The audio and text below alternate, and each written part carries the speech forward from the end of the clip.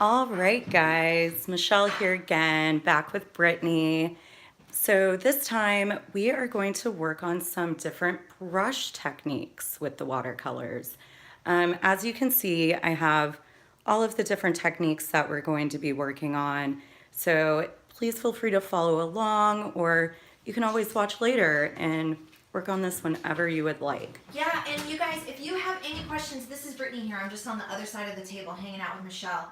If you guys have any questions, we are always glad to help. People really get me excited with the ideas that they have. So, like, any questions you have, you're probably onto something really cool, and it makes it really fun for us. So please reach out anytime. We're always glad to help. Leave a comment, shoot us an email, and we'll get back to you. Yeah, we're available at popshopamerica.com. popshopamerica.com. So as you can see, I have my paint trays here, and I've already put my different colors out. Now you just need a very small drop. A dot does a lot, as Brittany loves to say, and that's one of my favorite things now. I learned that my kindergarten teacher used to say that to us about glue. Really? And it just never left. And it's true about so many things in life. Like, that kindergarten teacher, there was a lot of wisdom there. So as you can see, I'm using this little dropper to add some water into my paint tray. I don't see them. Why do I not see them? Oh, yeah, no, I don't see them. But you can totally use your brush. I just like using the dropper just for a little bit more control and adding some water. So I'm getting my, my paintbrush wet, and I'm using a size 12 brush here. So what I'm gonna do is just pick up a little bit of pigment. You guys, I'm sliding these supplies in the frame just a little bit more, just so you can see them and see what she's doing with her hands. So that's why you're seeing my hands kind of floating in and out. It's just so you can see this water and what she's doing a little bit better, and the paints as well. So if it's okay, yeah, I can move these in. Do you mind if I just go like that? That way they can really see what you're doing. There we go. So as you can see, I'm just blending this blue with some water, and if you would like it darker, you know, go ahead and pick up some more pigment on your brush. So the first one, or the first two that we're going to do are a flat wash. So that means it's going to be all the same color. So we're going to start at the top and just make a line across, and then back down. We're just going to keep working our way down.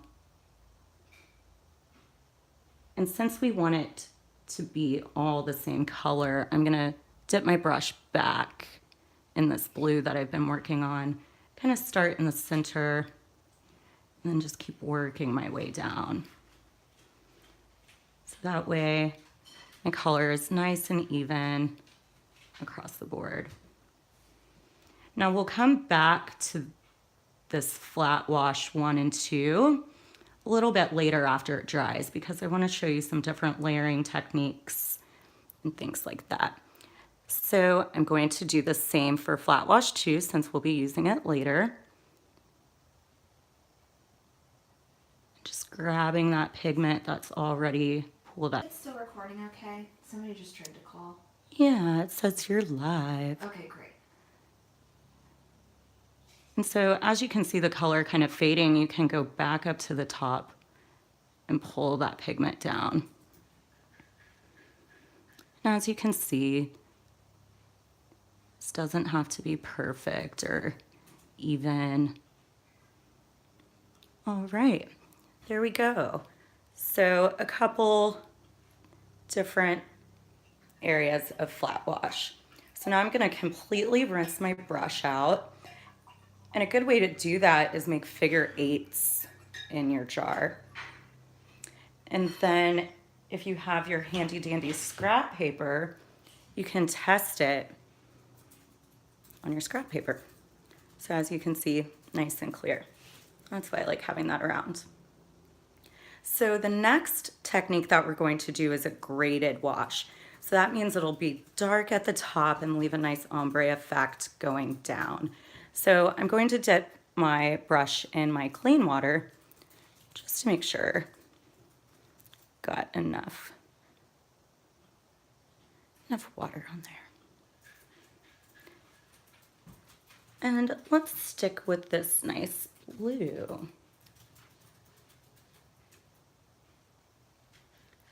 So this time, we'll make a couple brush strokes up at the top. But instead of continuing and keep dipping in our paint, we're just gonna keep pulling this down. You can even dip your brush back in the water, clean your brush, kind of start in the center, keep pulling down.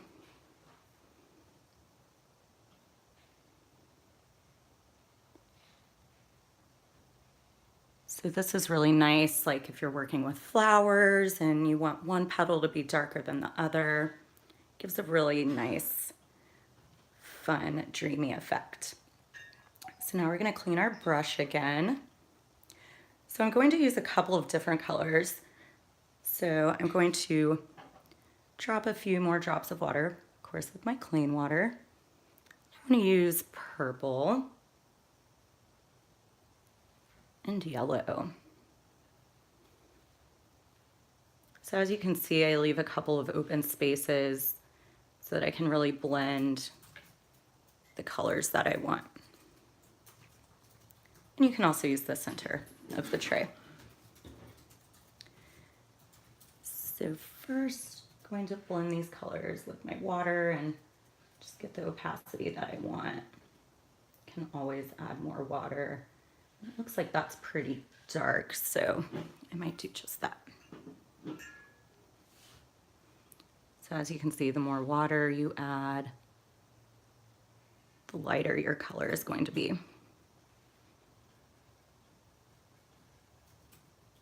All right, I'm gonna clean my brush and get my yellow ready.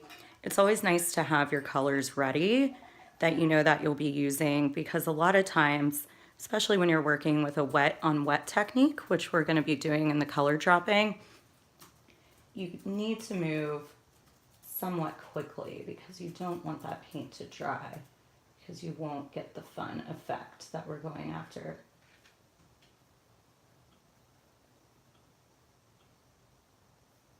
And, you know, make sure that you don't have any clumps on your paintbrush. Make sure you mix it in really well.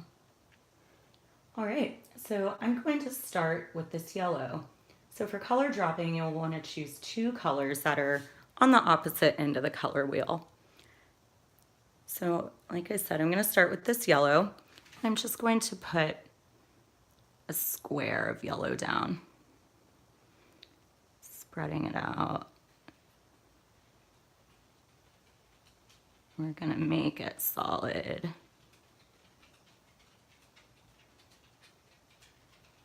So this is one where we want to move fast because we're using a wet on wet technique. So I'm going to completely clean my brush of the yellow, making figure eights. And then going to pick up some purple and we're going to make dots. And as you can see with this wet on wet technique, the purple paint starts to spread out.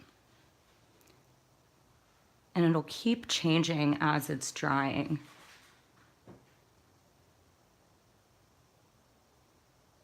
It's really fun, kind of like fireworks. You can go as small as you want. This is just really fun to play around with. So there we go, color dropping number one. And as you can see, over time when it dries, it'll spread out even more. So next we're gonna do another color dropping, but we're just gonna switch the colors. So I'll put the purple down first, and then we'll put drops of yellow on top.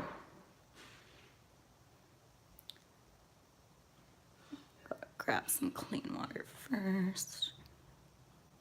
Grabbing my purple. Going to do the same thing. Just nice, even square purple. Grab some more paint here. And just working my way down. Little pools of paint that happen at the top. Remember, you can always go back up and pull those down. Spreading the water out, spreading the paint out. Completely clean your brush. Remember, you can always check on your scrap paper if you're not sure. And then we're gonna grab some of our yellow and do the same thing. Just little drops. Watching this fun magic happen. Now, something to remember is watercolors are going to dry a bit lighter than when you're working with them. So just keep that in mind if you're going after areas that you want to be a bit darker. But that's why we'll go over these flat washes again and show you some layering, how you can darken them up. So we're cleaning the brush, always in figure eights. So cool, I hope you guys feel good about that so far. I feel good about it. Awesome. It's always so fun to watch the paint change over time. I hope it's okay to do a little storytelling. Yeah, go for it. So Michelle is a yoga instructor, and I feel like as she is teaching this watercolor, I am getting a very yogic. It's so relaxing, like it's joyous, like we're painting together, and that makes it so. You know, watercolors. You teach crafts the way you teach yoga. Well, thank you. Watercolors are a really good lesson in kind of letting go and not being so precise and exact. I guess just kind of like life, you know? So the next one we're gonna do is one of my favorites, blending colors together. You can choose any colors you want. I really love using purple and blue when doing this one. I don't know why. So let's get started. So of course, making sure that your brush is nice and wet here. I'm gonna start with the purple. And we are going to make just a few strokes at the top like we've been doing. Maybe about halfway down. I'm gonna grab some more paint here, kind of going more after a flat wash effect. And again, this is one we want to work while our paint is still wet on wet. So completely clean your brush. And now grab your next color, which mine is going to be blue. Might darken it up just a tad here. So we're going to start over the purple and make a couple of strokes of blue. And as you can see, ooh, see, I had a little clump on my blue. So what I'm gonna do, easily fixable, is grab some more water and just pull this pigment down. I'm gonna start back up the top so that I can pull this purple down. Looks great. And so then you can just keep doing that, starting over the purple, pulling the purple into the blue. And again, over time, as it dries, you'll see a really fun blending technique. Now this is a good opportunity to show you if you get a little area that is pulled up with water a bit too much than you would like, just simply take a tissue and you can blot it up. So if you ever working and it's too wet, that is an easy technique to use. Another one that you can do is grab a dry brush and go over the too wet area. And that is called thirsty brush. I really like that term. I've never heard that. Which one's called thirsty brush? If you have an area that has too much of like a pool of water, you can grab a dry brush and use it to kind of soak it up and so blend it around. So blending colors, as you can see, Some of that magic is already happening right there. Really fun. All right. So a lot of these that we've been working on, actually the color dropping and the blending of colors, are all wet on wet techniques. So now we're gonna try another wet on wet technique where we're going to wet the paper first with clean water and then go over it with paint. So let's see, what color do I want to use? Let's do some orange. Oh yeah, good call. Mix it up a little bit. Yeah, for all the people that like different colors. Yeah. Give everybody a little bit of everything. So I'm just gonna test on my scrap paper, make sure. There we go. Nice and clean. Yes, need to mix some orange together. Grab some orange pigment on my brush. So as you can see, some of this paint has been sitting in here for like maybe 20, 30 minutes now, but that's okay if it gets a little hard because the water will loosen it up, but just make sure that you don't have any clumps on your brush. I'm actually gonna grab just a little bit more water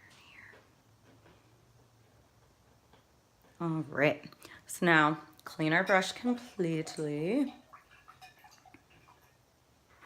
Test it on my scrap paper. Okay, so I'm gonna dip it in the clean water now that I know it's completely clean. So with this, we want to saturate the paper, but we don't want to create a puddle of water on the paper. That will have the paint going in all different kinds of directions. But what's really cool about this is where we're laying the water on the paper is where the paint is gonna stay. So you could even do different shapes. We might have a cat visitor. It's one of my favorite cats. His name is Handles, if you don't already know him. You can follow him on Instagram. Yeah. So as you can see, I just did a little drop there. And just like the color dropping that we did, you can see how the paint spreads out. But you really have some manipulation with moving these darker puddles around in different directions. So watercolors isn't just about working with the paint, it's also about working with the water. I love that. So maybe we want like some darker areas. Don't be afraid to layer wet paint on top of wet paint. It gives it a really cool effect. All right. So there we go. So now we're gonna clean. You okay? Yeah. We had a dog run into the table. So now we are going to do another wet brush technique. We're going to wet the paper just as we did in the first one, but this time I don't want it as wet. So I'm going to use our handy dandy tissue to blot it up just a little bit. And I just want you to see the difference in when your paper is very saturated and when it is somewhat saturated. So let's use green for this one. So one moment while I get my green paint ready. Let's try it up just a little bit, that's okay. As you can see, if you want your paint a little bit darker, just keep adding more pigment to it. Okay, that should be good. Clean our brush before we wet our paper with the clean water. And I'm just gonna test it, perfect. All right, so we're grabbing our clean water, and just as we did in the wet brush one, we're going to cover the paper with water. Getting our area nice and saturated.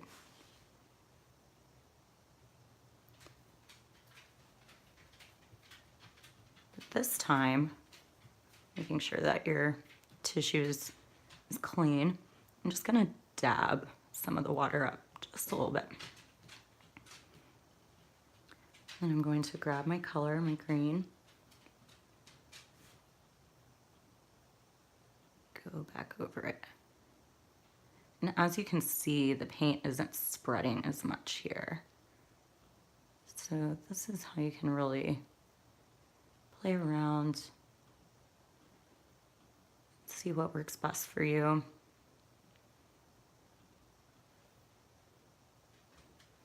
Maybe going over different areas.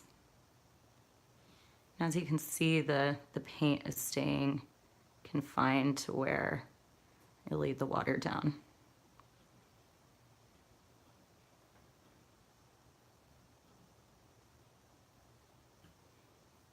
This is really good like for shading, just layering the wet on wet. All right. So wet brush number 3. Remember when we were talking about that marker and the tissue paper? Oh, is it happening? It's about to happen. That's our wet brush So number 3. we have our marker, we have our tissue. Let's set those aside real quick. So what we're gonna do is same technique. We're gonna saturate the paper with clean water, make a wash over it, and then we're gonna stamp it. So let's go back to purple, because I just love purple. All right, get some clean water, wet up my paper.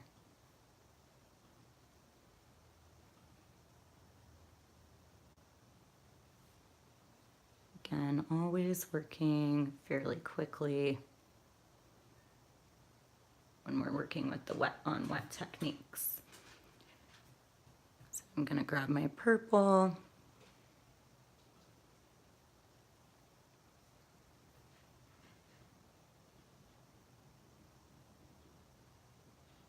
Pulling all the pigment down.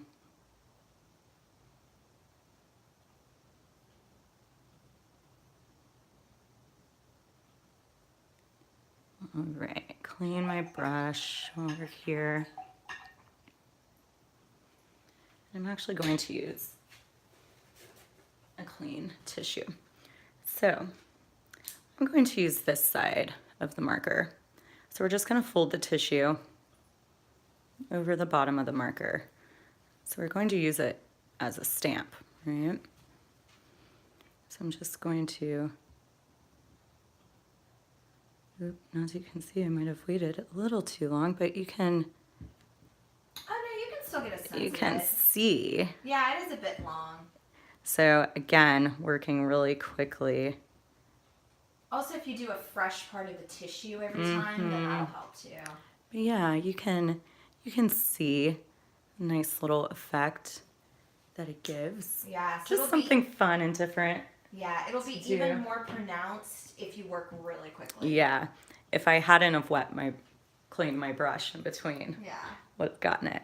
But that just goes to show you how fast it can happen. Also, the fact that like happy accidents are a really great thing when you're making things. Absolutely. Good learning experiences. Okay, so our next technique is controlled blending. So to start, we're going to use 2 different colors, and we're going to make, let's say, 3 lines horizontal in one color. We'll clean our brush completely, grab our next color, and make 3 vertical lines while the paint is still wet. So you can see a real controlled blending where the points of the paint are interacting together. I'm gonna choose green and purple this time. So it's always nice to have a good idea of the colors that you want to use so that your paint's already ready to go for you. So working with a wet brush, I am going to start with purple. So this technique you really want to work quickly. Make sure that your brush is nice and wet.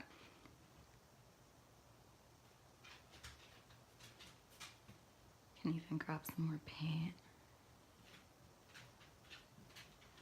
Clean your brush fairly quickly. I'm going to grab some green. Now we will make vertical lines. Going down.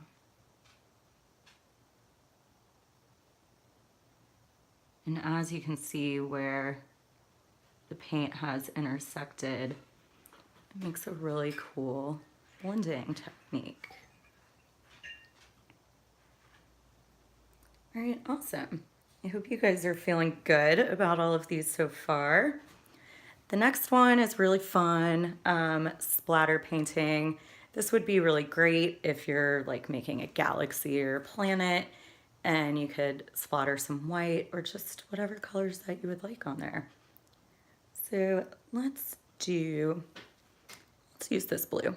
So we always want our paintbrush to be wet, especially with the splatter painting. See if I can keep it centralized to my little area, but if not, that's okay. So you'll want to take it and just with your index finger, whatever finger feels comfortable, just give it a nice tap. As you can see, sometimes it's hard to control where it's going to go, but that's the fun of splatter painting. Can I do something really quickly? Totally. Okay, put my hands in here? Yeah. And so you can actually use something as a tool to also splatter it. So like Nice. I'm using this and then I'm going to kind of like tap against it and then that's going to be an additional way that you can kind of get the contact you need to be able to make this splatter. Maybe even bigger drops too.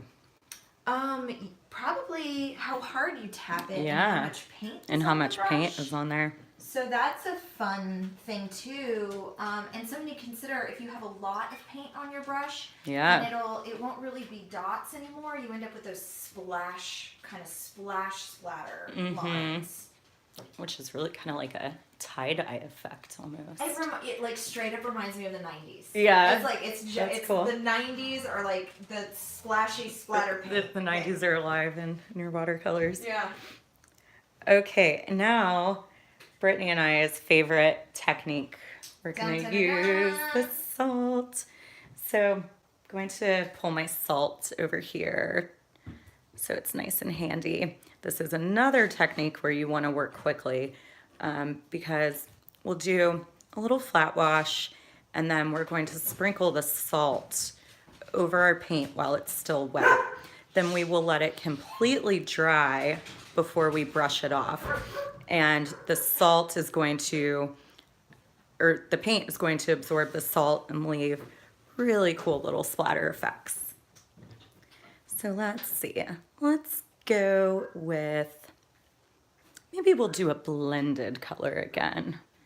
Give it a fun galaxy effect. So I'm going to stick with my faves. Purple and blue. Michelle is part mermaid, for those that don't know. Blue's really my favorite color, but purple and blue together are pretty magical. And just a little dip in there.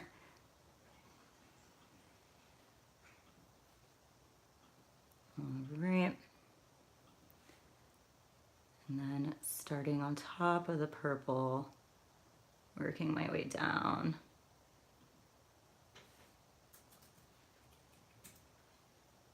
All right. So I'm going to pour the salt into my hand. Now you don't need a lot here. That way you have more control of where it lands on the paper.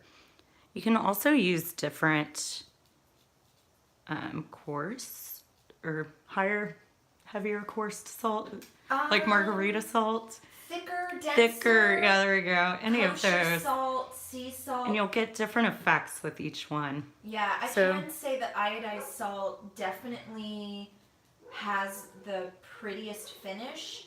Yeah. Kosher salt, it's just not quite as visible. You won't see it as much. So while that is drying, as you can see, you really just need a little bit. That's why it's a good idea to pour it in your hand. So while that's drying, I just want to go back over these flat wash techniques that we did real quick, because I want you to see kind of a bit of a layering technique if you wanted to make a certain area darker. So now that these are dry, we're going to be using for this first one, a wet on dry technique. So I'm going to grab that same blue that I was working with before, and I'm just going to make a couple of brush strokes at the top. Something real exciting is going on outside. And I'm only going to keep it centralized to the top, so that way when this part dries, you can see the difference. So again, a wet on dry technique there. And then you can layer it as many times as you want, depending on how dark you would like it. All right, so on flat wash number 2, we'll start with a dry on dry technique. So I'm going to use a finer brush because we're just going to add a little bit more, just a little detail. But first, I'm going to use black here. So I'm just going to get another brush wet just to activate this black watercolor paint I have in my tray. So now I'm using a clean dry brush, and I'm going to dip into the black.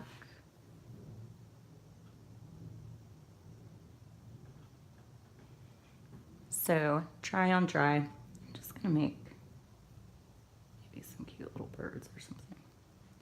So this is really great if you want fine detail, like if you're working with succulents or flowers or anything where you just really want that detail to pop, any fine detail. So that's the dry on dry in a fine detailed manner. Now we'll do, again, the wet on dry. I just want you to see the difference when it's over a color.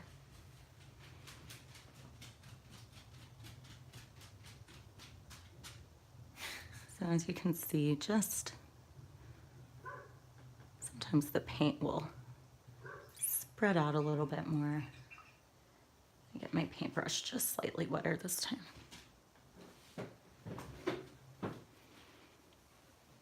Oh, that looks amazing. So there we go.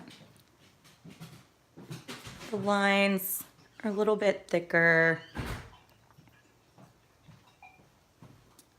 So I love those. we have all of our different brush techniques, blending techniques here. Do we want to show these just really quickly? One more time? Yeah.